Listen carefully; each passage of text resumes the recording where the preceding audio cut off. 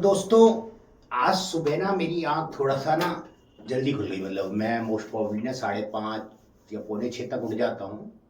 और उसके बाद मैं 1 डेढ़ घंटे की मेरी एक्सरसाइज रहती है। एक्सरसाइज मैं आजकल पार्क में करता हूँ, मुझे अच्छा लगता है वहाँ क्योंकि मैं इस समय एक बहुत छोटे से शहर में रह रहा हूँ। वो भी हम डिस्कस करेंगे धीरे धीरे, जैसे ज़िंदगी का मेरा। तो मेरी आँख आज मुझे 4 बजे खुल गई, तो मैंने अपनी ज़िंदगी के उसको सफ़र को, मतलब सारी जर्नी मेरे दिमाग के अंदर घूमती रही।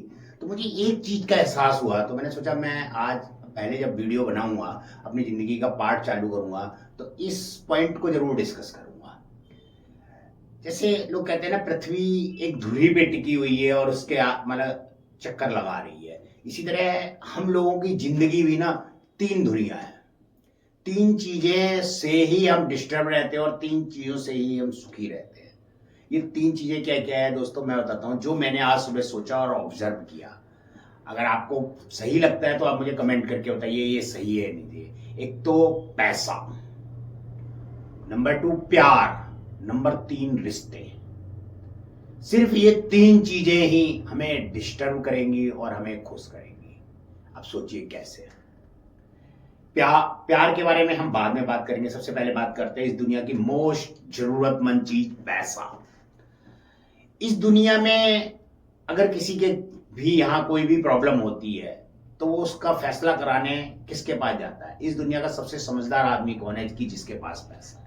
आप देख लीजिए, अपने आसपास देख लीजिए, आप खुद देख लीजिए कि कभी भी किसी के घर में कोई लड़ाई हुई या कोई भी मतलब भाई भाइयों में हुआ या मियाँ बीवी में हुआ, तो वो ना फैसला कराने उस बंदे का सोचते हैं जिसके पास पैसा होता है।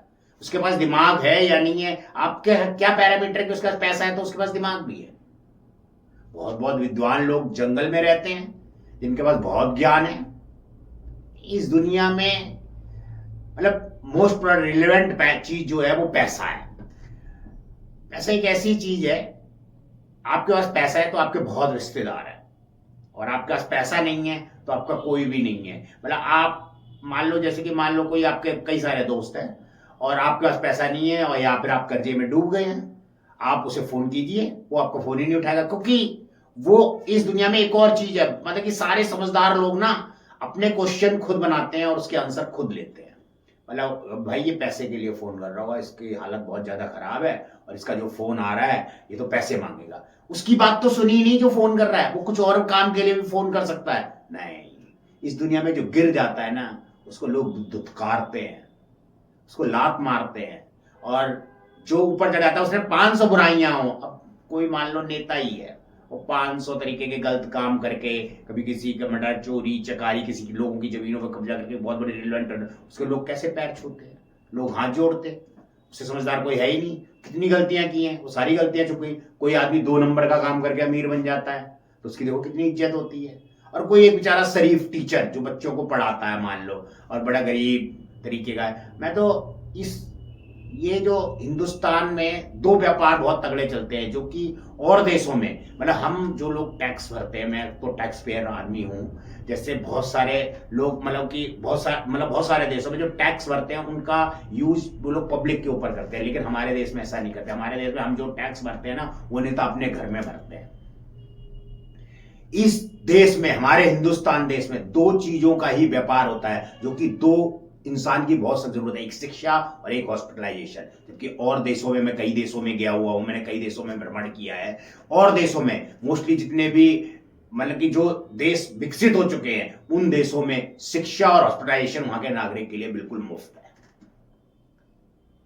तो पैसा एक अच्छा, अब ये देखिए, कोई एक आम आदमी थोड़ा सा अमीर हो जाता तो गवर्नमेंट के उसके बंदे आ जाएंगे, इनकम टैक्स वाले की रेट बढ़ जाएगी, सेल टैक्स वालों की रेट बढ़ जाएगी, और नेता इतना अमीर हो जाता है 5 साल में, जो भिखमंगा भिखारी मतलब भीख मांग रहा होता है, और 5 साल बाद वो करोड़पति हो जाता है, उसके यहाँ कोई इनकम टैक्स सेल टैक्स नहीं जाता है। तो ये हमारे देश का कानून है, ये हमारे देश का वो है। और जब ऊपर के लेवल पे ही पैसा सब कुछ है तो नीचे के लेवल पे भी पैसा सब कुछ है। इस पैसे के पीछे औरत वेश्या बनती है, इस पैसे के पीछे मर्द का स्वाभिमान गिरता है, इस पैसे के पीछे पता नहीं आदमी किस हद तक गिर जाता है। तो दोस्तों, अगर हम, और इस दुनिया में ना हर आदमी केवल पैसे के लिए ही डरता है। अगर उसके पास नहीं है तो नहीं होने का डर, और जिसके पास है उसको खोने का डर। तो इस दुनिया में सबसे मोस्ट रिलेवेंट चीज मतलब हिंदुस्तान की जनता में तो कम से कम पैसा है। विदेश में मैंने लोगों को देखा है कि वो 6 डेज अपना वर्किंग करते हैं और वीकेंड पे सैटरडे संडे अपना फुल एंजॉय करते हैं, अपने उस पैसे को यूज करते हैं, खर्च कर। उन्हें कोई ये नहीं होता कि हमें बच्चों के लिए शिक्षा के लिए खर्च करना, हॉस्पिटलाइजेशन के लिए हमें पैसा बचाना है या हमें घर खरीदना है। अगर उनका घर है तो ठीक, नहीं तो जिंदगी भर वो किराए पे ही गुजार देते हैं।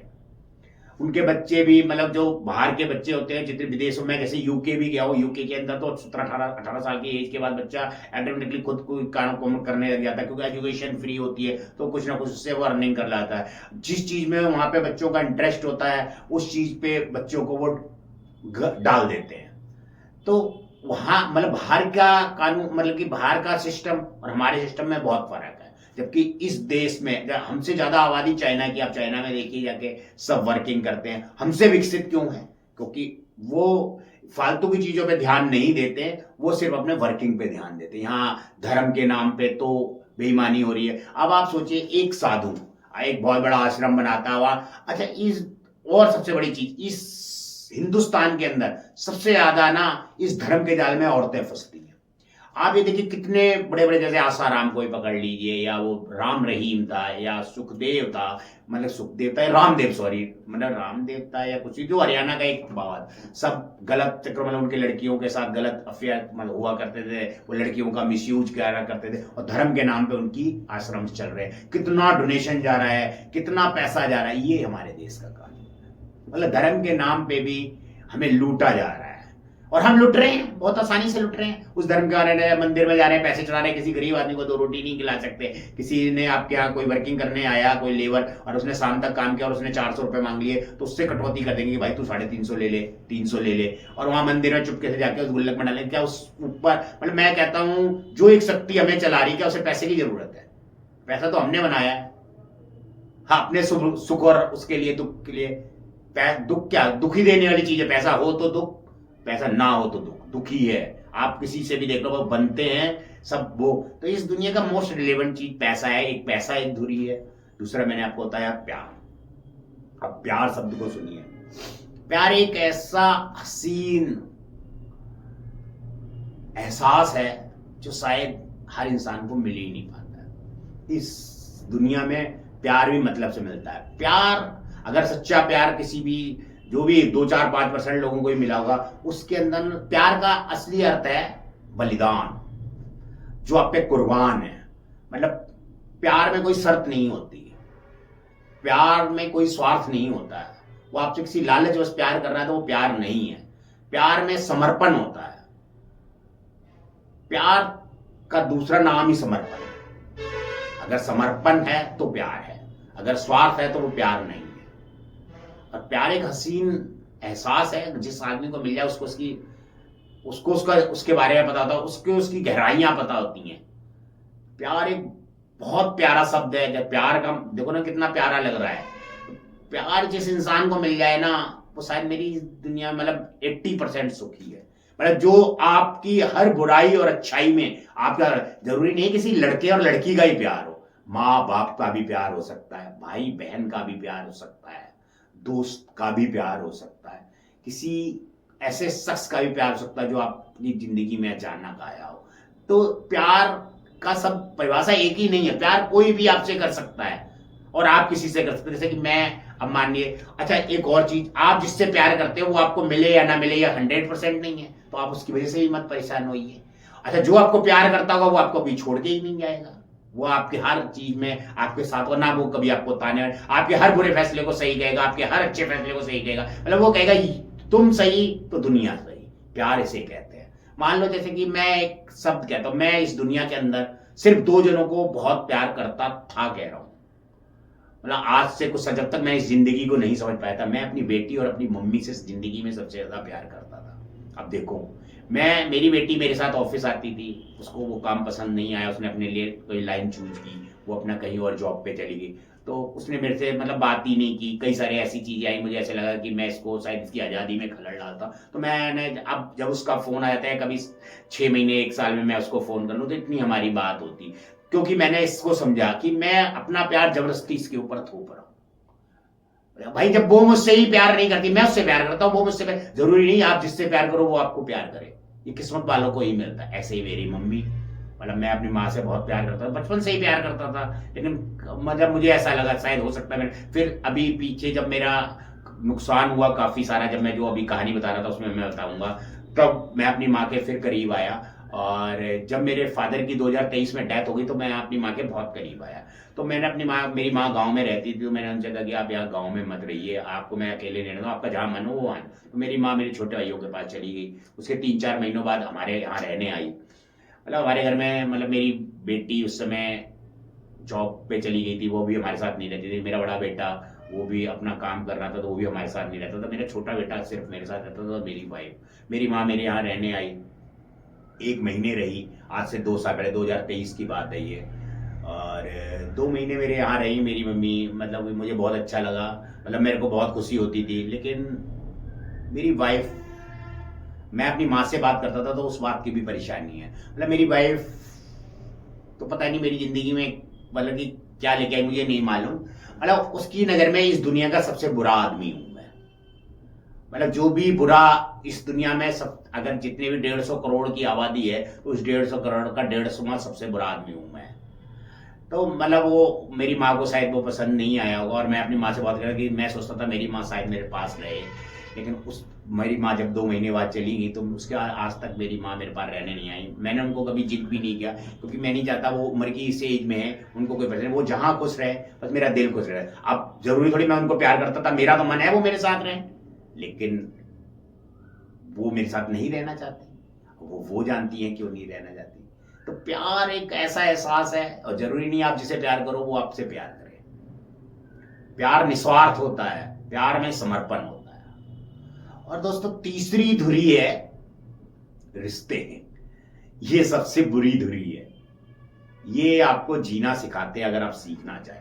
जिसने अपने रिश्तेदारों की कटु बातें सुन ली वो जिंदगी में सबसे कामयाब है। जितना उल्टा बोलना उनकी सुन लो, रिश्ते मत निभाओ। इमोशन, और इस दुनिया में सबसे बुरी चीज है इमोशन। जिस इंसान के अंदर मानवता और मतलब इमोशन है, मतलब इमोशन को हिंदी में क्या कहते हैं, शायद मुझे क्या कहते हैं, मानवता कहते हैं, नहीं इमोशन, भावुकता, सॉरी, भावुक है जो, और जो इमोशन या भावुक है वो इंसान इस दुनिया का सबसे बेवकूफ आदमी है दोस्तों।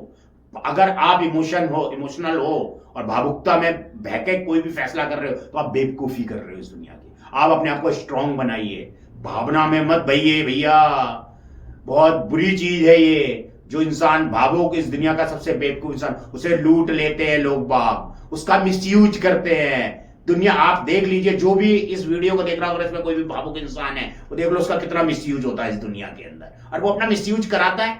क्यों भाई? भावनाओं में रहना, कोई कुछ नहीं देगा इस दुनिया में। आप भावना में आपकी, आप उसके लिए इतना कर रहे हो। आजकल तो रिश्ते में भी लोग सगन डाल के ना कॉपी देख के जाते हैं कि इसने मेरे यहाँ कितना दिया था। बताओ ये क्या? अबे भाई क्या मत दो ना, इससे अच्छा नापना तोलना क्या। लेकिन लोग इस चीज को नहीं समझते हैं। तो मैं ये कहूंगा कि इस दुनिया के अंदर ये 3 चीजें धुरी हैं जो जिंदगी को चलाती हैं: पैसा, प्यार और रिश्ते। इस दुनिया की सबसे बुरी चीज रिश्तेदार है, ये भी मान लेना। आपके पास है तो आपको रिश्तेदार बहुत अच्छे लग रहे होंगे, भगवान नहीं है इस दुनिया में, मतलब ये कुदरत अगर किसी समय आपके साथ बुरा कराए तो देखना आपके रिश्तेदार वो कितने बुरे हो जाते हैं। तो नमस्कार दोस्तों, मैं ठाकुर सुनील चौहान जिंदगी का सफर का 10वां पार्ट लेके आपके सामने प्रस्तुत हूं। लास्ट टाइम मैंने बताया था, अब मैं इसका नियंत्रण करूं, जब मैं 2012 में अपने उस पार्टनर से जब अलग हो रहा था उसी दरमियान मैं एक किसी की, मतलब हमारे जो चाचा मैं बताता था कि जो दिल्ली में रहते थे, वो उनके साथ जो मैं बचपन में रहा हूँ, जब मैं 12th क्लास की पढ़ाई कर रहा था तब की बात बताता हूँ। तो वो उनके लड़के की शादी थी। उनको चाचा कहना भी मुझे शर्म आती है, आप बिलीव नहीं करोगे, उनके लड़के की शादी में मैंने उनको कुछ मदद की थी, जिसके लिए उन्होंने एक समय मेरा बुरा आया, जबकि मैंने उनसे वो चीज़ मांगी नहीं थी जो मदद में दी थी। उन्होंने मतलब अपने बच्चों की झूठी कसम तक खा ली कि तूने मुझे हमें कुछ दिया ही नहीं। और मैंने कहा मैंने मांगने के लिए थोड़ी किया, मैं तो एक एहसास दिलाने के लिए किया कि वो एक समय भी था। और आज मैं बताया था ना कि रिश्ते कैसे होते हैं। वो ये कुदरत जानती होगी कि सच क्या है और झूठ क्या है। मतलब दुनिया ने, मतलब ऐसा जब मेरा अच्छा वक्त वो चल रहा था 2012 से पहले पहले, मतलब 2012 का 2013 तक तो सही था, मैंने ऐसा कोई मेरा रिश्तेदार नहीं होगा जिसकी मैंने मदद ना की हो। मतलब सब कहते थे कि भाई बबलू, मतलब मेरा निकनेम बबलू भी है, बबलू से अच्छा तो कोई है ही नहीं, उसके ऐसा दुनिया में कोई है ही नहीं, देखो उसने कितना राइज किया है। क्यों क्यों वो लोग मेरी तारीफ करते हैं? क्योंकि मैं उनकी मदद करता था, और मैं भी बड़प्पन में मदद करता था। कोई मुझे तो, मैं उनको दिखाता था कि मैं अमीर हूं, उन्होंने कहा भाई लाख रुपए चाहिए ले जाइए, हाँ भाई 50,000 रुपये चाहिए ले जाइए, मतलब ऐसे दिखा रहा हूं मैं बहुत रईस हूं, 2 लाख चाहिए ले जाइए। तो ये सब नहीं करना चाहिए दोस्तों, ये भावना या बड़प्पन में ढींगे मारना होता है, इसे अपने आप को बड़ा दिखाना होता है, ये हम दिखावा कर रहे होते हैं। तो दोस्तों उस दरमियान 2012 में उनके लड़के की शादी थी, वहां मेरे भाइयों मिले, तो उनके हालात इतने कोई ठीक नहीं थे, और वो मेरे से काफ़ी दिन पहले अलग हो चुके थे मेरे बिजनेस के अंदर। और वहाँ मिले वो, तो उन्होंने बातचीत की, उनका भाई साहब हमारे बारे में सोची, तो मैंने कहा मैं इस दुनिया में 2 ही जनों से प्यार करता था, माँ और मेरी बेटी। तो मेरी मम्मी ने कहा इन लोगों का, अब मैं फिर वहाँ से गाँव गया, तो मेरी मम्मी ने कहा इनके लिए भी कुछ सोच ले भाई, ये और वो ये बहुत परेशान है वो। तो दोस्तों उस समय मैं अपने इस बिजनेस को उस तरफ को डाइवर्ट कर रहा था, तो मैंने अपने भाइयों के लिए एक यूनिट सेपरेट लगाने के लिए, उसमें एक और ग्रुप हमारा पार्टनर बना था, एक ग्रुप हमारा था। मोस्ट प्रॉब्ली उस पूरा प्रोजेक्ट 1.25 करोड़ रुपए का था, और उसमें 5 लाख रुपए केवल मेरे भाइयों ने दिए थे, जो भी उनके बाद इकट्ठे इकट्ठे हुए वो होंगे। और मोस्ट प्रॉब्ली पैसा सारा मैंने इस एंड का मैंने लगाया था, बाकी सेकंड एंड का पैसा दूसरे पार्टनर्स, जो दूसरा ग्रुप था हमारा, उसी में वही मशीन्स हम लेके आ रहे थे, जो मशीन्स मैंने 2008 में लगाई थी। और मेरे एक छोटे भाई की छोटी कंपनी चलती थी, उस कंपनी को मैंने ले लिया, और मेरी बैंक में सेटिंग होती थी, उस कंपनी पे मैंने लोन करवा लिया, क्योंकि मुझे फंड की जरूरत थी, मेरी ऑलरेडी 2 कंपनियों पे लोन चल रहे, तो मैंने उसकी कंपनी अपने पास ले ली। उसकी कोई चीज मॉर्गेज नहीं थी उस लोन के अंदर, सिर्फ मेरी सेटिंग बैंक में थी, तो मैंने उस पर अपनी मशीनरियां जो खरीदी थी उस पर लोन करवा लिया था, और एक ओडी ले ली थी 10 लाख रुपए। उसके बाद दोस्तों उस यूनिट का हमने एक अलग सेपरेट जगह पे किराए पे लेके उस यूनिट को हमने लगा दिया।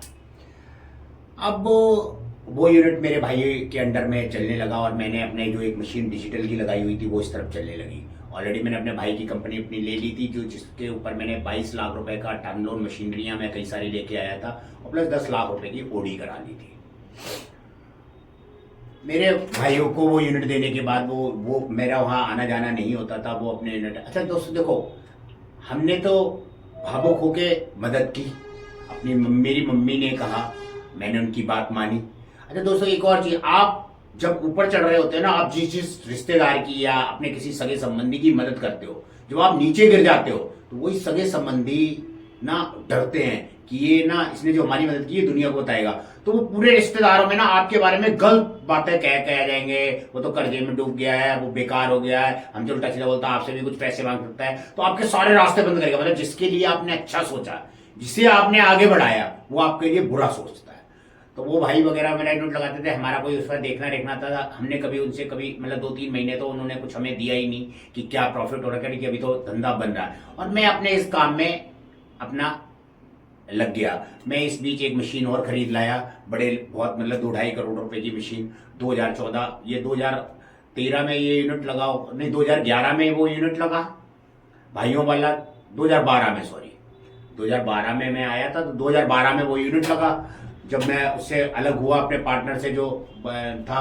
और 2013 में मतलब मैं एक और, मतलब 2013 में 12 में वो यूनिट लगा, उसका 2013 में मेरी वो डिजिटल मशीनों को हम आगे कर रहे थे, तो मैं अपने इस काम धंधे पे ही ध्यान दे रहा था, वो अपने इस काम धंधे में, मतलब मेरा कभी वहाँ आना जाना नहीं होता था, तो वो यूनिट सेपरेट उनके पास होता था। हमारे पार्टनर को कुछ भी, जो वो अपना काम भी वहाँ करवाया करते थे, तो उनका अपना आपस साफ था। 2014 आते आते ना मन मुटाव बढ़ने लगे, 1 साल मतलब अप्रोक्स 1-1.5 साल हो गया, 1.5, तो जो मेरे अलग जो दूसरा ग्रुप पार्टनर वाला था, वो मेरे से बोला यार कुछ गड़बड़ है वहां पे ये वो, तो वो मेरे साथ, काश मैंने अपने उन पार्टनरों की, जो वो दूसरे पार्टनर थे, देखो बाहर का बंदा फिर भी सही होता, आपके बंदे कितने खराब होते हैं मैं आपको इस पूरे वीडियो में बताऊंगा।